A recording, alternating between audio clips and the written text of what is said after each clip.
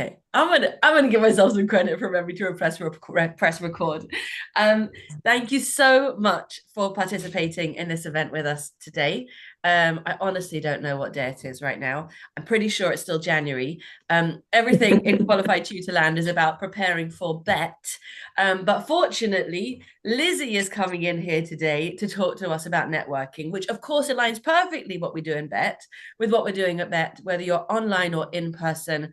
Bringing people together is what we do in Qualified Tutor, with a really, really specific commitment of improving outcomes for the children that we all work with.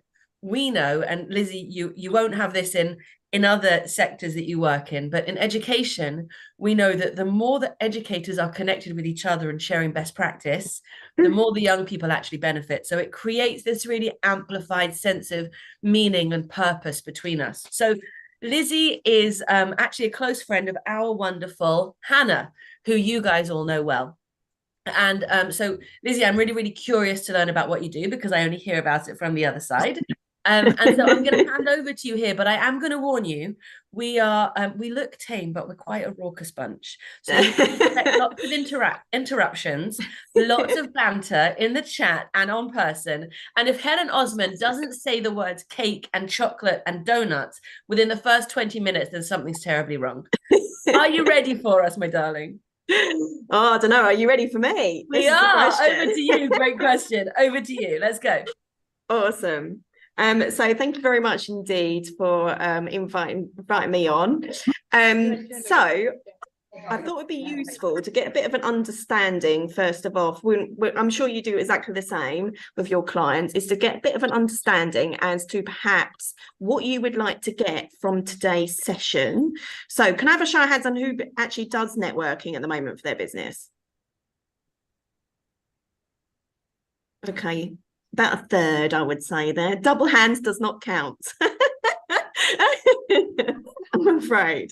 So perhaps we can pop in the chat if that's okay with you, as to find out a little bit more as to what they ideally would like to get from today's session. Is there anything in terms of networking that scares you, that excites you, that you think I could really do with brushing up on those particular skills? Brilliant. Where to network, tips for online. Yeah. Is there, for example, are you looking for using particular body language when you go networking? Is it in something like this where you're online? Looking for tips I haven't thought of yet. Brilliant. There we go. And perhaps you could tell us, I know obviously you're all tutors here, but is it a particular, for example, particular age group that you work with, or is it right across the board? You've got a lovely contribution here from I've lost who just said it. Sorry, international networking. Who was it that just said that? I can't see it in the chat now. Oh, thank you so much.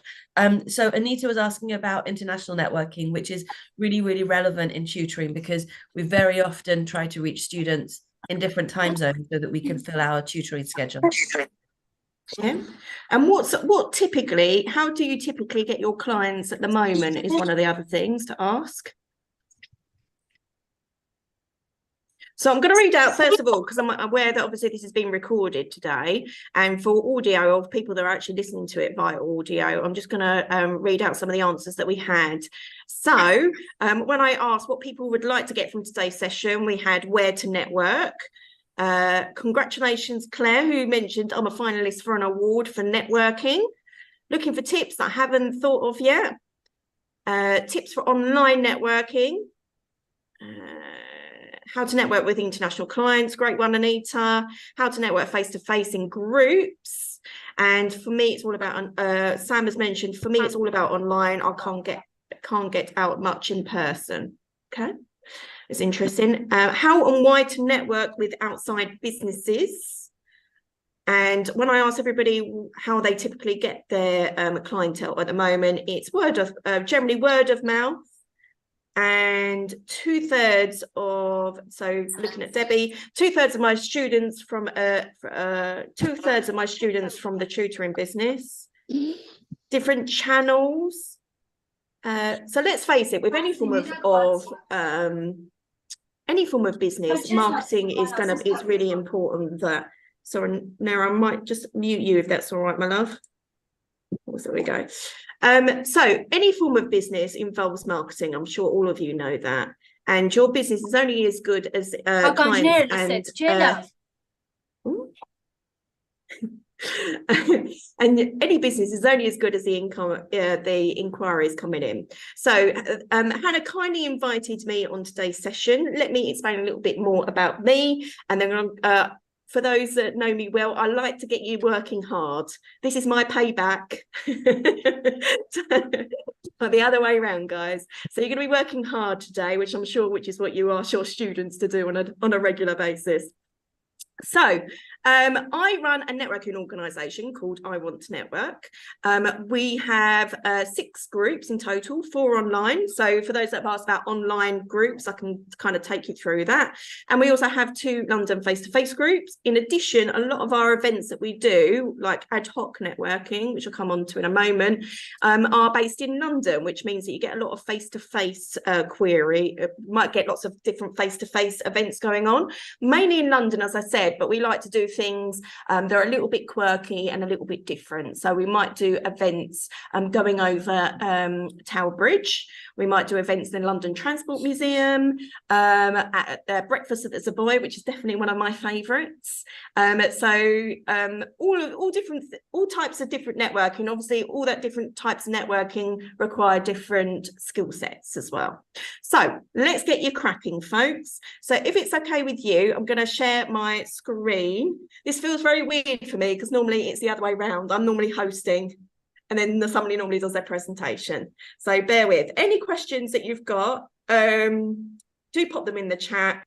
And I'm sure your lovely host today will be able to read some of those out as well as we go. It's very interactive, guys. So I'm sure you already tell your lovely students that, but don't be afraid to jump in and ask a question at any point. All right. So, dun, dun, dun. She says, and then can't find the screen. There is no. That's the share screen song. We all sing it as we I love it.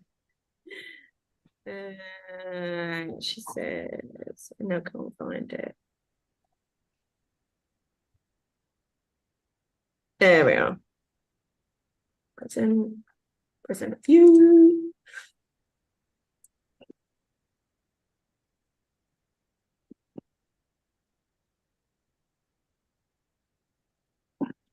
There we are. Right, can everybody see my screen?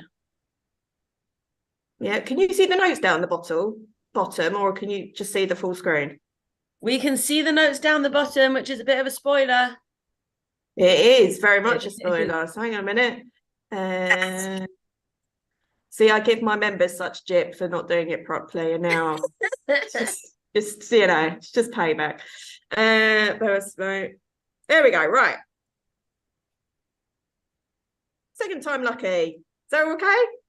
Beautifully done, Lizzie. There we go. Awesome. So let's get cracking. So I normally do a networking masterclass for all my members and non-members, which is 2 hours long. I've obviously tried to either condense it or take the best bits out of it based upon what everybody is kind of put in terms of what they would like to get from today. I can tailor it as we go. So let's get you cracking. So there's a little bit more information about me. I have been running networking events since 2007. And yes, I know I don't look old enough. So, I've done a lot of networking in that time. Now, the definition of networking is the action or process of interacting with others to exchange information and develop Lizzie, professional or social I'm struggling contact. to see your screen right now. Oh, there it is. So sorry. Yeah, you're right. My bad. That's all right, no worries. The skills of networking, bargaining, and negotiation. But really, what does it mean? So I've put on here all the different types of networking that you may or may not have come across. So, because lots of people have mentioned online, but there's lots of different types of networking available. So to open a bit of discussion, we've got structured, we've got open, we've got large, we've got small, we've got coffee mornings, we've got speed networking, we've got socials, industry specific, non-membership and membership. Let's just have a bit of a vote, or put in the chat as to sort of ones that you've tried before, ones that you think work well. There's no right or wrong reason with this, for example. People may prefer to do structured events, which means that you get to do a 1-minute pitch. Whereas if you look at open events, you may find that you kind of prefer those because you don't particularly like structure. So there's no wrong or right reason. For those that mentioned about face-to-face events, does anybody, to give you some tips on open events, and if you, I don't know about you, if you've been to an event where everybody's kind of huddled in tiny little groups and you don't know how to kind of approach that group, and you're thinking to yourself, how on earth, I feel like I'm standing like Billy No Mates right now. How on earth do I kind of summon up the confidence to go over into this little group that seems very closed at the moment? So one of the ways of doing that is by using the elbow touching scenario, which sounds really random, but let me explain a bit more. If you're in a group and you're not sure how to start the conversation, just tap somebody on the elbow, no more than above the elbow and below. And quite often they will turn around and say, oh, hello, can I join you? That's a good way of doing it. Now I've mentioned that, you may notice when it comes to politicians that when they greet people, they'll shake people's hands, but quite often it will either be on the elbow or further up. Now, Obama, bless him, will use the shoulder tap, all right, to kind of domineer the conversation. But obviously we're not wanting to do that. Is this instead of handshakes? So for me, it's kind of so that if you're in a group, quite often in open networking, it's not everybody, you know, I personally find it quite difficult, and that's with somebody that actually runs a networking organization.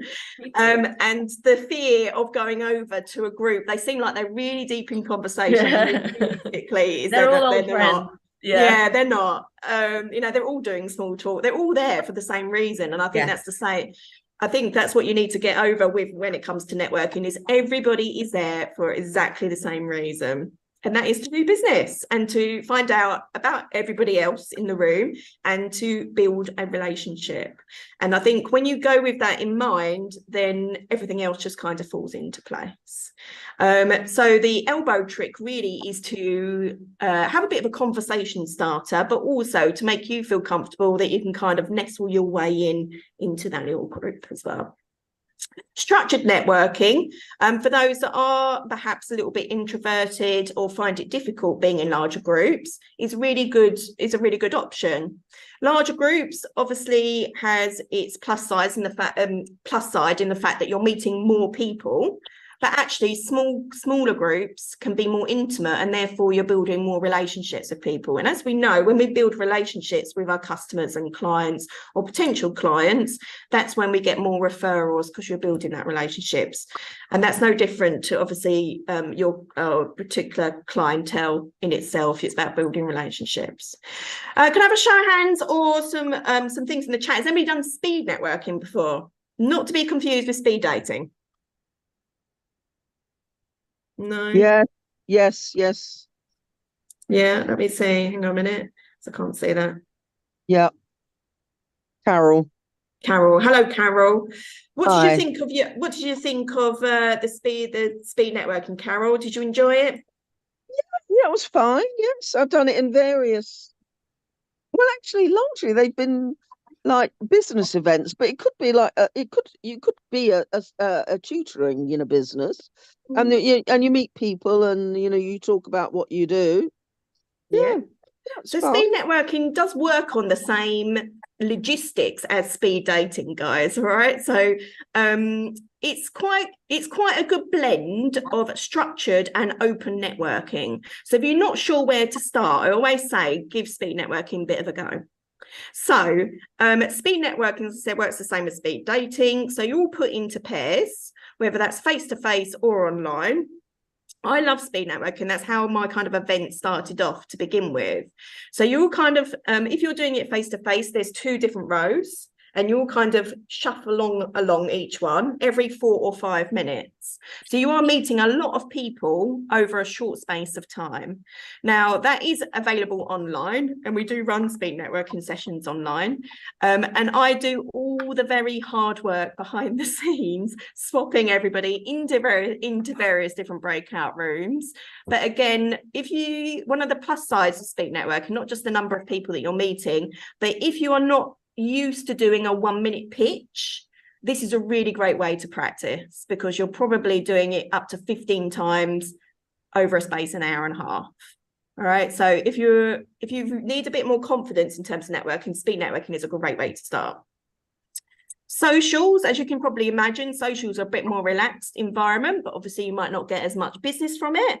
Industry specific events, as it says, really, so it'd be educational. And of course you get lots of different types of networking, both membership and non-membership based. I always say whatever type of networking it is, just go along and give it a go, because not one size fits all. With membership, you'll probably find that you will get more referrals and clients, because again, you're building that relationship. So sorry, I need to share with you that Claire T met her husband in a speed dating. There we go. There you go. There you go. And Anita was also saying that she's participated in speed dating as well. Yeah. Networking.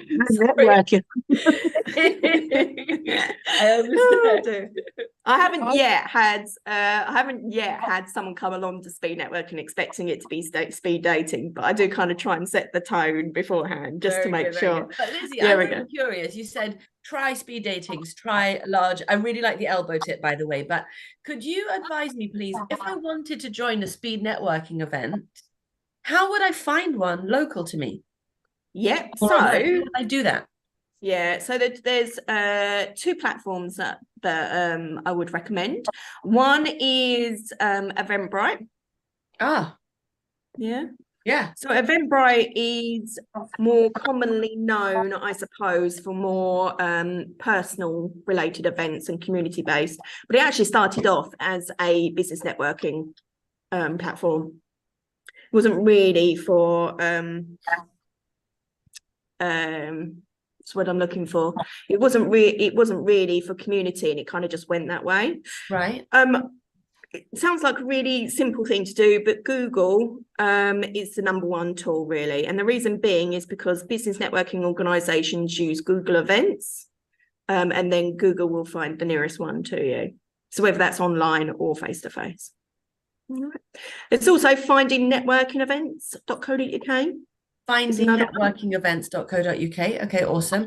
And on the same subject, I hope you forgive me from interrupting your presentation. Sure. Should we be looking for industry specific networking, or what's the pros and cons there? Is that coming up soon? Shall I wait? Yeah, so one of the things I would always say when you're doing networking, it kind of stems back to any form of marketing really, is looking at who your clients are, and that's what we're kind of going to focus on next. Now, if it's all right with everybody else and you, Julia, is in a minute I might suggest putting people into groups of 4.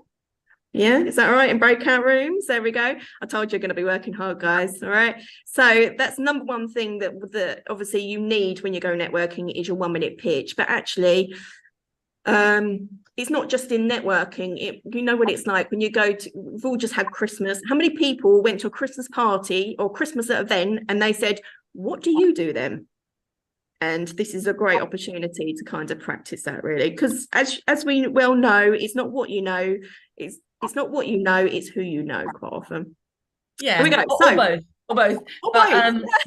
But Lizzie, I just wanted to share with you that Qualified Tutor was planning to do local meetups with Christmas parties, and Helen Osmond awesomely said, nobody's got headspace in December, let's do them in January instead.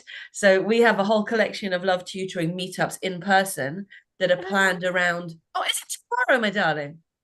Goodness me. So that's in Bath tomorrow. Go ahead. Bath, North Somerset, North Wiltshire, Cotswold, or if you just want a jaunt to Bath, because it's nice, feel free. Drop me a message in the chat. I can send you the doodle. What's it thingamajig? Thank you. Cake, because that's 20 minutes. So cake. She said cake. Sorry to have introduced you, Lizzie, but at that point about Christmas party, just sort of piqued my interest there, because the idea of finding the right time to network as opposed to the expected time to network is also interesting, isn't it? Yeah, and I think also everybody's time is really precious, and it's about finding the right networking that's going to work for you, because what's the point in doing it otherwise, realistically? So, etiquette for networking. Now, these might be very simple do's and don'ts, but I thought it'd be quite interesting to kind of discuss maybe things that you've seen that has really put you off with regards to networking or building a relationship with another business, because that has kind of come up as one of the questions when we first started this. So be respectful of others, let others share their experiences, expertise. There's nothing worse than being just sold to, quite frankly. Don't alienate yourself. So networking is about building connections. The best way to do this is join the conversation. Now, if you are a little bit nervous about going or feeling a little bit introverted, do speak to the person that is hosting the event in advance of doing that. I have had people contact me before saying that it might be their first event, and quite often, if they're a really good host, they will ask you if you've done any networking previously. And if you're a little bit nervous, they might even be able to send you some top tips, for example. Be as helpful as you can. So share your expert advice and help those around you. It's being open to hearing what others are actually ideally looking for. So it's not just about what you're looking for, it's about what everybody else might be looking for too. It's a bit like when you're looking for, we'll ask, you know, in your own personal lives, you might say, actually, you might ask your friend, are you looking for a plumber? And it's about them potentially responding to it. And it works exactly the same in networking. The don'ts. Business cards, do not thrust business cards out there. It is not a game on how many business cards you can give everybody over that space of time. I'm sure you probably know this because considering you are all tutors, but adding people automatically to your newsletter without their permission is a bit of a no-no and can be a bit of a turn off for people as well. And more importantly, don't be too pushy. Tina, there are networking groups in Yorkshire, and there's lots of different types of networking. Probably the best thing, as I said, is Eventbrite is the biggest one, but there are, for example, women's only networking organisations. There's mixed, there's morning, there's evening. The world is your oyster, which will come on to international networking in a moment as well.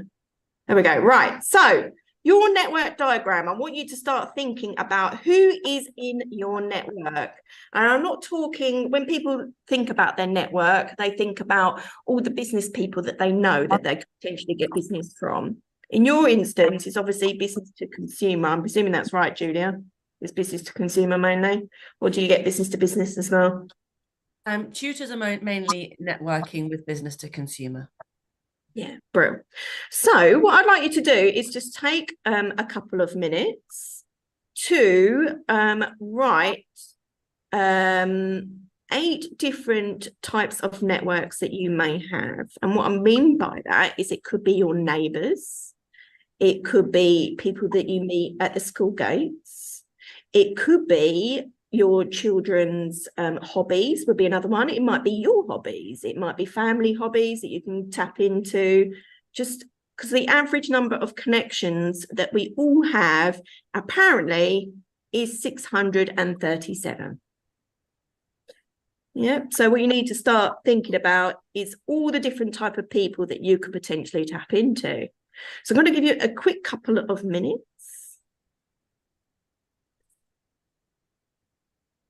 And then I might ask a couple of volunteers to share theirs, if that's all right. And then potentially, as a group, we can start popping in the chat some other ones that other people might not have thought of.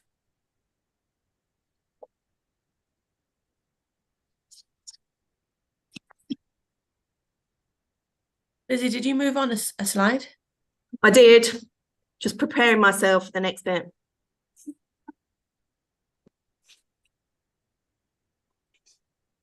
Here we go.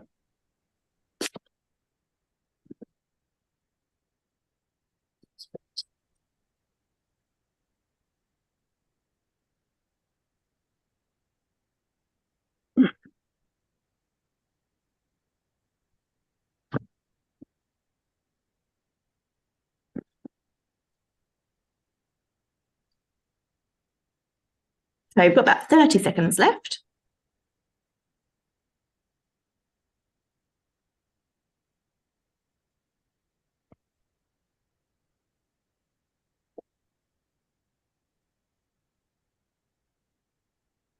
You don't have to have 8. In fact, if anybody's got any more, I would love to know.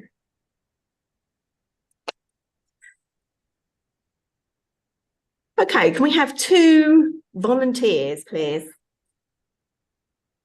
Claire. Hello. So I put down my family, friends in the village, my old school friends. Yeah. I do go to a local networking group, Family Network, and that's a great group. I've got local tutors, old colleagues, dance studio, and online Facebook groups. Nice. So how many did you have there, Claire? 8, as I was told. There we go. Has anybody got more than 8? Does anybody want to raise Claire's game on 8? I can't see it there. Hang on a minute. Oh yeah, Anita, go for it. Might be able to. So my kids' school, church, family, networking groups, the local theatre group that I'm part of, my doctor's surgery. How many have I said? 6. Oh, good. I might not up Claire's. My old work colleagues, Yeah. and tutors that work with me. Yeah. Yeah. So you've got at least 8 there. So does anybody else want to put any, if there's aren't any that have already been mentioned, does anybody else want to put those in the chat so that we can all share those?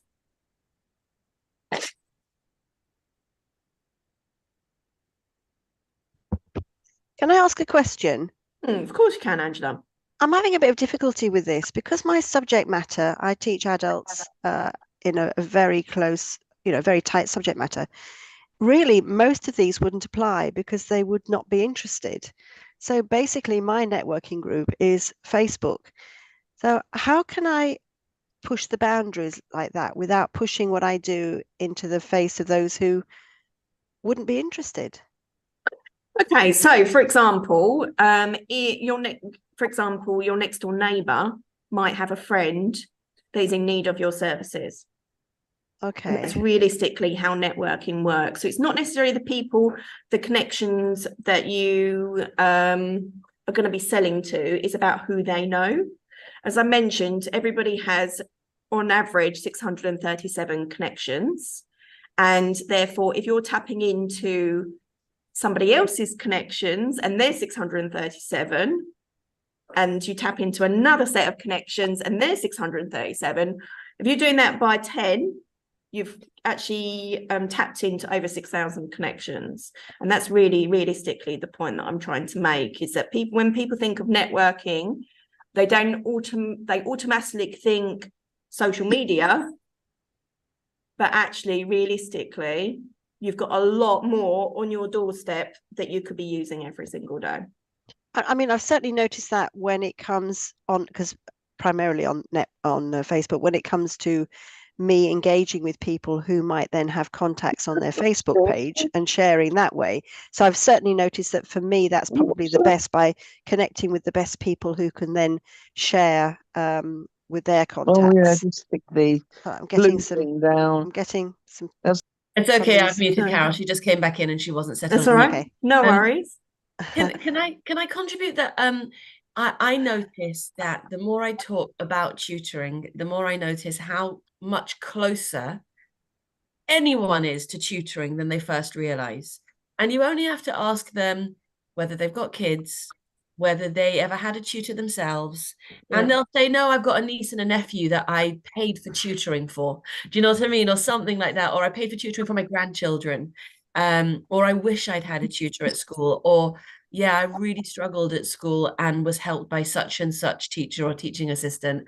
That what happens when you talk about tutoring and networking is that people go to like a really personal place.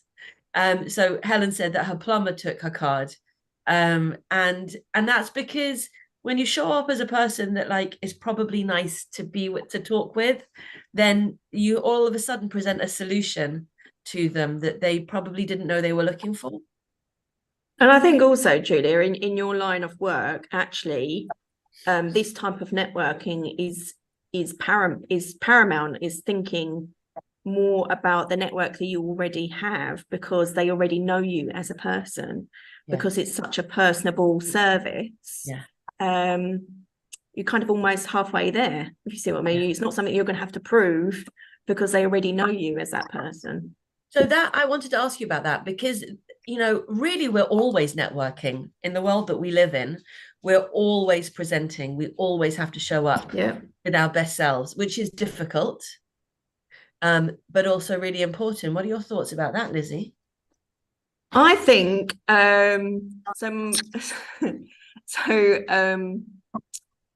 my ex-husband used to make a point that I can network anywhere. And what I mean by that is even when somebody was taking my blood and I was donating blood, I was still networking. Always. 2 quiet minutes, isn't it? And that is because you just generally start having a chat and a conversation with somebody.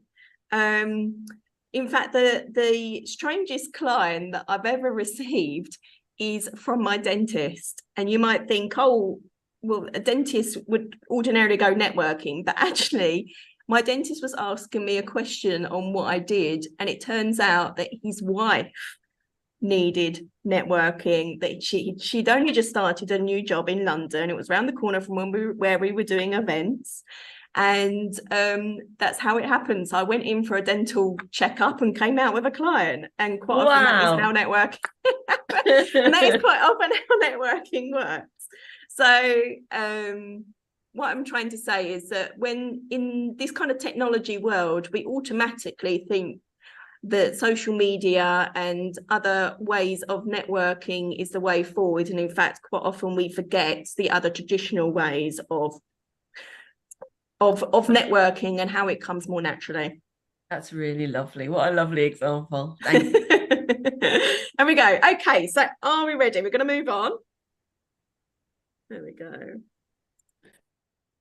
So as I said about 15 minutes ago, that when you do any form of networking or marketing for that matter, so this is exactly the same sort of strategy, is you need to start thinking about the reason why you're doing it in the first place. As I said, we're all really busy running our own businesses, and quite often we forget who are ultimately our customers are and what they might be looking for. So this is kind of get you to focus. You're going to be doing this bit first before writing your 1-minute pitch. So for some of you, it might be, you might find that the problems that you're trying to solve are quite similar, but actually your target customer might be marginally different, which means that your messaging will be different. So I'd like you to spend, Julia, I'm thinking about 3 minutes, if that's okay. And then I'll move on to the 1-minute pitch and we'll go into breakout rooms. So first of all, what is the purpose of my business?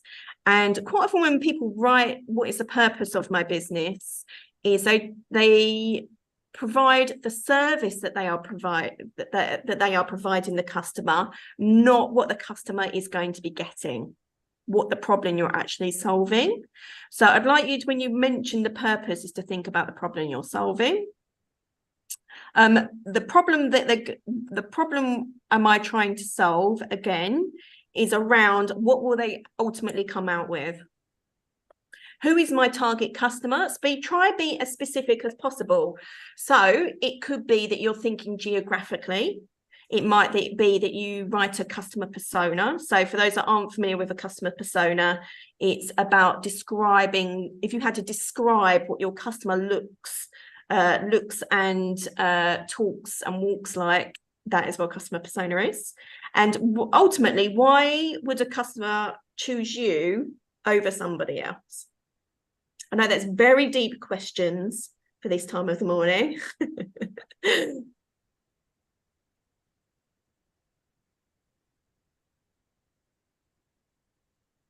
Right, I'm setting a 3-minute timer. Yes, Lizzie? Yes, please. Yes.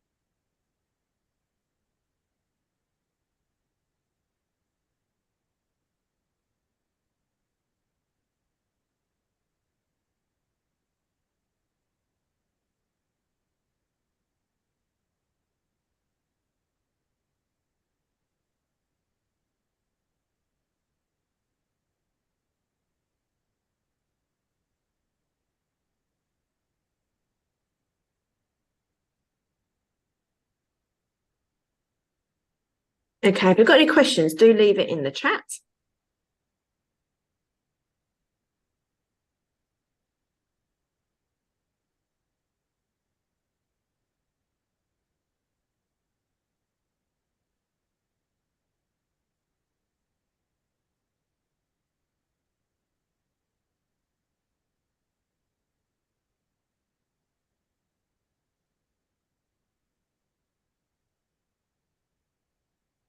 Emma, it's right for you review. I'm just going to read out here.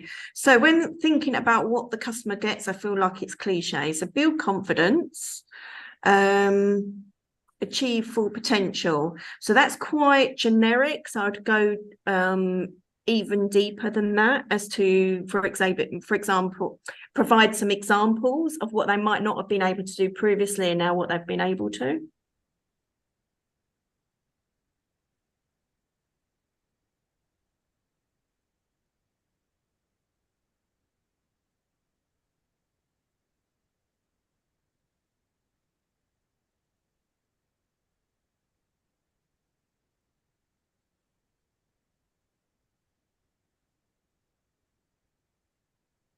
That's your alarm. Awesome. Thank you, Julia. So, how did everybody find the exercise? Hard? Difficult? More challenging than you thought?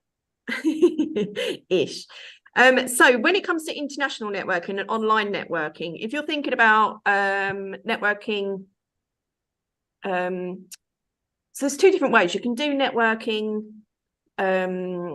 online from other countries, if that makes sense, so joining in networking from other countries, or you could do networking that's UK based but is tailored for finding other clients internationally. There's also international based networking as well, online groups, and there's quite a few of those. The best ones to have again is on Eventbrite, I would say.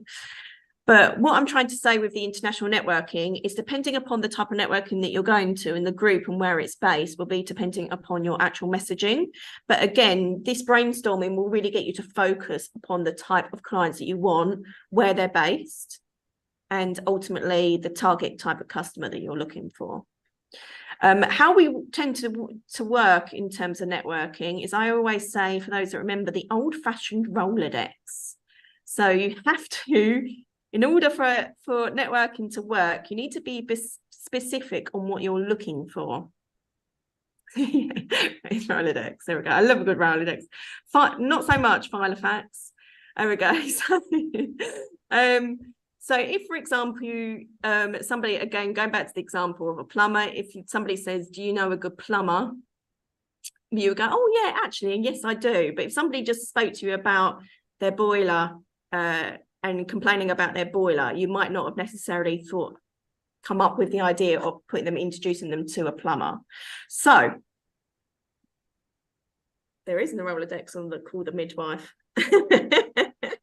There we go.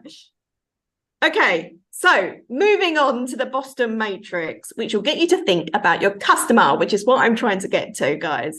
So for those that aren't familiar with this, this is a particular type of matrix used in marketing. I'm going to give you 2 minutes to do it. So let me explain very briefly. If you've got, on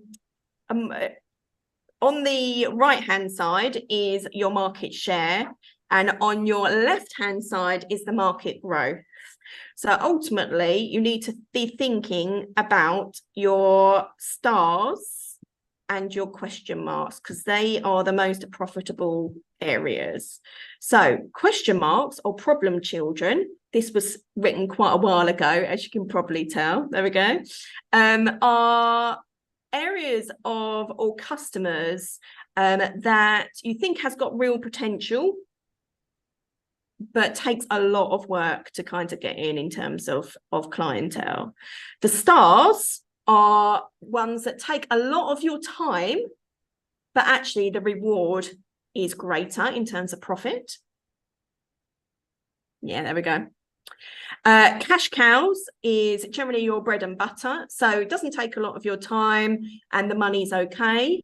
And the reason why it's called dogs is a dog has its day and therefore it shouldn't be something that you should be concentrating on when you're doing your marketing and networking. Here we go.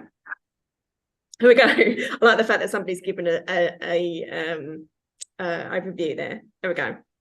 So I'm going to give you literally 1 minute to think about those stars and those problem children, because that's what you're going to be focusing on next, guys.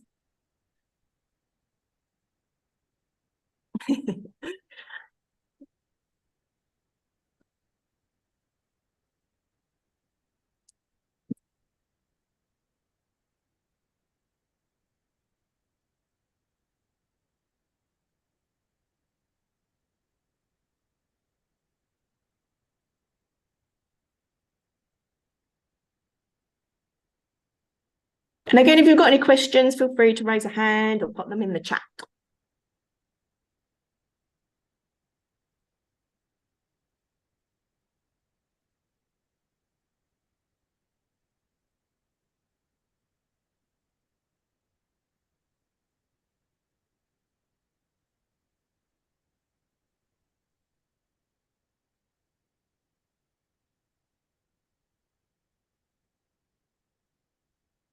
Dan, that's great if you've got some cash cows coming into your work. But the only thing I would say is that one thing COVID has taught me is that the industry and the market change all the time. So what we should be doing, or what should be doing in terms of all businesses should be doing, is this is a natural process.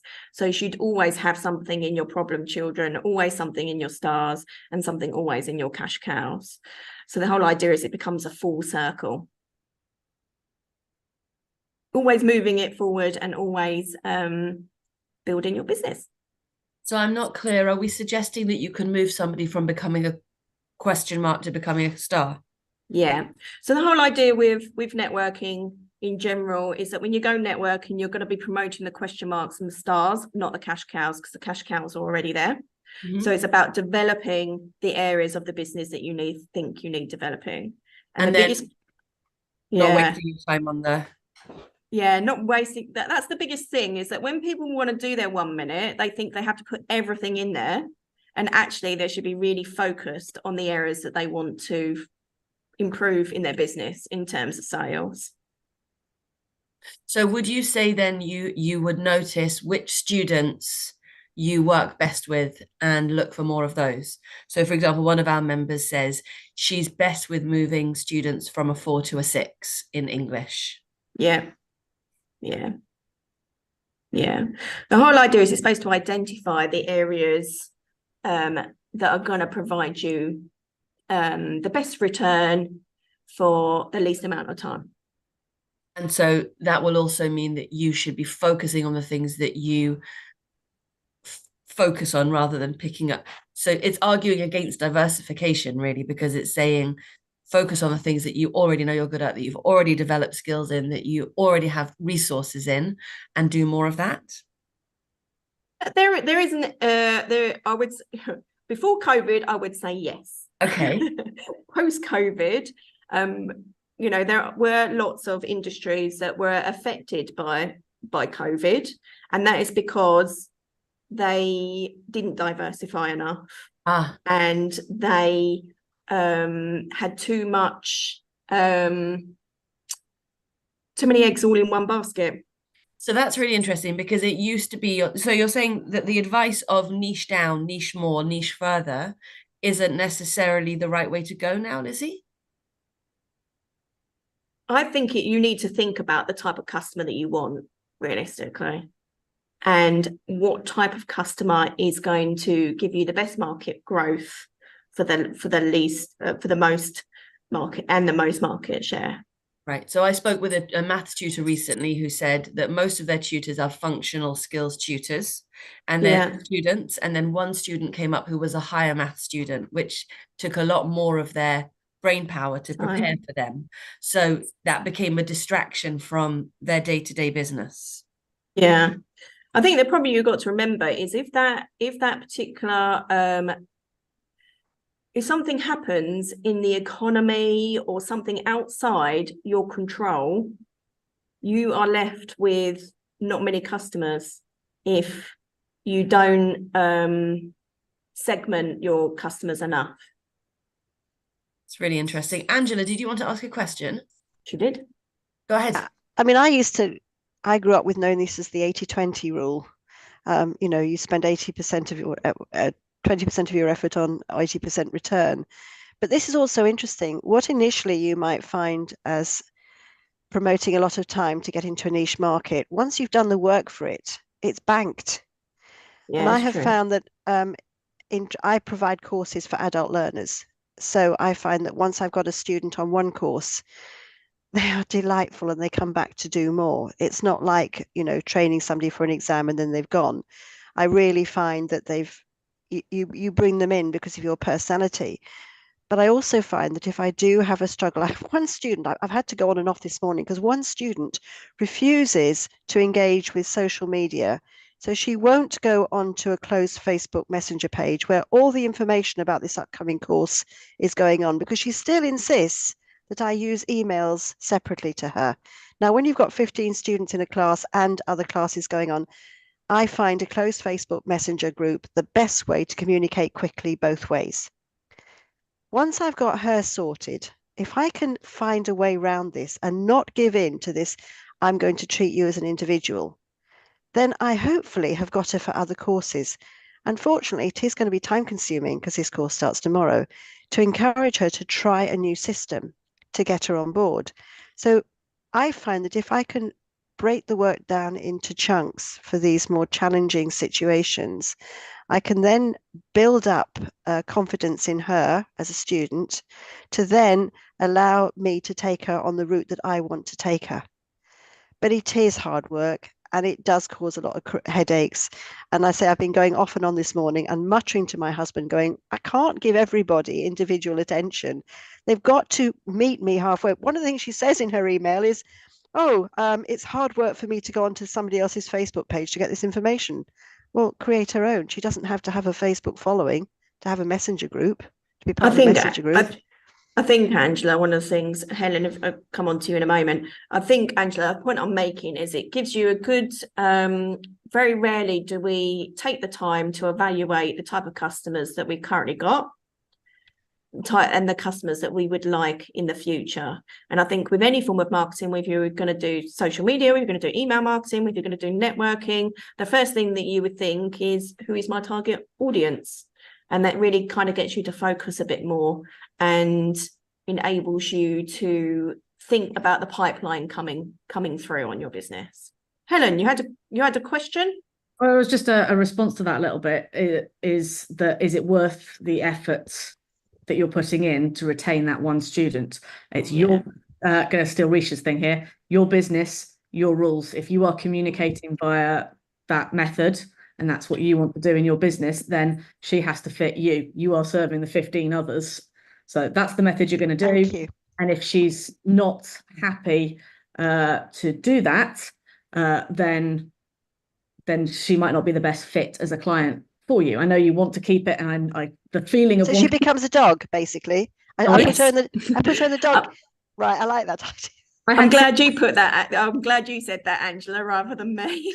I had seen a discussion. There's several discussions about this. Someone did it with they get paid by direct debit, and they've got a parent that doesn't want to do that. They want to pay by bank transfer.